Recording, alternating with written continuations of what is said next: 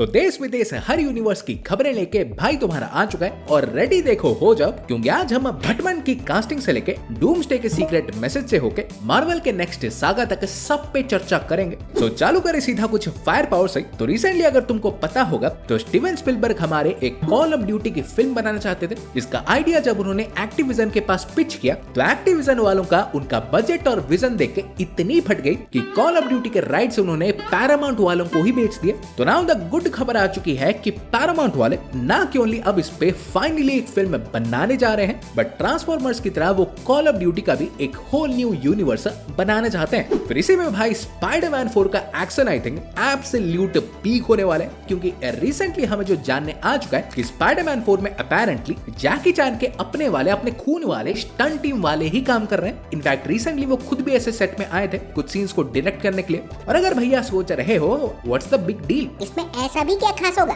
तो पूरा माल तो तुमने सुना ही नहीं, क्योंकि अब भाई ये भी कंफर्म हो चुका है कि इसमें देखो सिर्फ बैनर नहीं बल्कि उनका बैनर यानी सैवेज हल्क भी इसमें फाइनली लौट रहा है। और हल्क एंड स्पाइडरमैन से डील करने के लिए पनिशर भैया तो आएंगे ही, वो हम सबको बताएं, बट जो पता नहीं था कि भैया देखो एक मेजर अपग्रेड के साथ आएंगे। एंड रिपोर्टेडली फिल्म में इन तीनों के बीच एक मैसिव वाला एक्सट्रीम रूल्स का ट्रिपल थ्रेट देखने मिलेगा। फिर इसके बाद भाई अगली वाली कब्रिस्तान में घूमने वाली महिला मिल चुकी है, यानी सोफी टर्नर अब ऑफिशियली सेट हो चुकी है अगली टूम रेडर शो में लाना क्रॉफ्ट बनने के लिए।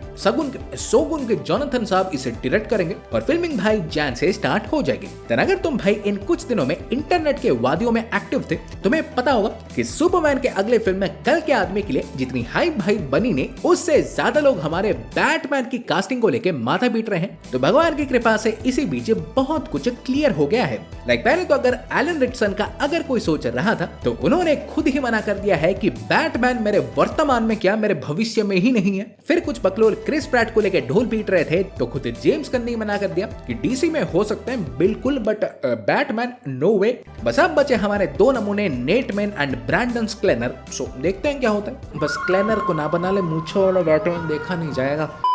बट हाँ, डीसी की नगरी में और भी माल है, जैसे कि ये तो भाई सुनने मिल ही चुका है कि बैटमैन 2 और मैन ऑफ टुमारो दोनों की ही फिल्मिंग अप्रैल 2026 से स्टार्ट हो जाएगी, कहीं एक ही सेट में तो नहीं। फिर ये भी अब क्लियर हो चुका है कि मैन ऑफ टुमारो सुपरमैन से ज्यादा मोर लाइक एक लेक्स लूथर की स्टोरी होगी, जिसमें इन दोनों को भाई एक साथ आना ही होगा एक मच बिगर थ्रेट को लुढ़काने के लिए। फिर अगर तुमको नहीं पता तो क्लेफेस की फिल्मिंग भी रिसेंटली चालू हो गई है। तो गेस व्हाट, वहां से क्या बरामद हुआ है? जोकर का एक प्रॉपर वाला टीज, यानी डीसीयू में भाई जोकर हमारे ऑलरेडी एग्जिस्ट कर रहे हैं। पर इसके बाद भाई मूव ऑन करें डूम्सडे पे, क्योंकि बहुत कुछ हो चुका है। सबसे पहले तो रूसोस ने एक क्रिप्टिक इंस्टा पोस्ट किया डूम्सडे इज कमिंग कैप्शन के साथ, और ये लग तो रहा है देखो रीड के किसी बोर्ड की ही तरह, पर लेट मी टेल यू भाई ये उससे भी कुछ बहुत ही ज्यादा हो सकता है, क्योंकि एंड गेम के पहले भी इन्होंने एक फोटो पोस्ट की थी जिसमें एंड गेम के टाइटल को इन्होंने टीज किया था। So this could be anything. फिर इसी बीच D23 में भी इन्होंने डूम्सडे का एक टीजर टाइप में मोन्टाज दे फेंक मारा था, जिसमें ऐसे तो कुछ खास नहीं, बट अवेंजर्स से लेके Fantastic Four, Thunderbolts and X-Men हर टीम के मेंबर्स के कुछ फेमस डायलॉग्स देखने मिले। फिर फिल्म को लेके कुछ हाइपदार चीजें भी सुनने आई हैं। सिमिलियो ने कहा है कि आरडीजे के डॉक्टर डूम को देख के सबके भेजे भाई उड़ने वाले। फिर डेविड हार्बर ने भी कह दिया है कि डूम्सडे एब्सोल्युटली एपिक होने वाली है, इतना कि भाई इस लेवल के ह्यूज सेट्स उन्होंने कहीं भी नहीं देखे। एंड ऑफ कोर्स सब बक रहे थे तो चैनिंग टैटम ने भी कह दिया कि ना कि ओनली फिल्म में डूम से वो लड़ने वाले, पर ये फिल्म भाई सीबीएम फैंस के दिमाग को मेल्ट करके रख देगी। फिर इसी हफ्ते भाई एक टकली ग्वेन स्टेसी, एक पतले रॉक और एक कंज्यूरिंग लास्ट राइड्स को देख के अगर तुम डरे नहीं थे तो और भी माल आ रहा है, क्योंकि लास्ट राइड्स अपने ओपनिंग वीकेंड में ही 200 मिल कमा के अभी तक की हाईएस्ट एवर ओपनिंग वीकेंड वाली हॉरर फिल्म बनी ही थी कि फिल्म मेकर्स इसी खुशी में ऑलरेडी कंज्यूरिंग के एक प्रीक्वल फिल्म पे भी काम चालू कर चुके हैं। और अगर तुम सोच रहे हो कि सिर्फ भूत ही ओवरटाइम कर रहे हैं तो कभी किसी डायनासोर को समझ के देखो, क्योंकि जुरासिक वर्ल्ड वाले भी एक कच्चेबाज और एक रबर को हराने के बाद रीबर्थ का सीक्वल बनाने के लिए रेडी हो चुके हैं। And of course Scarlett Johansson भी लौट रही हैं।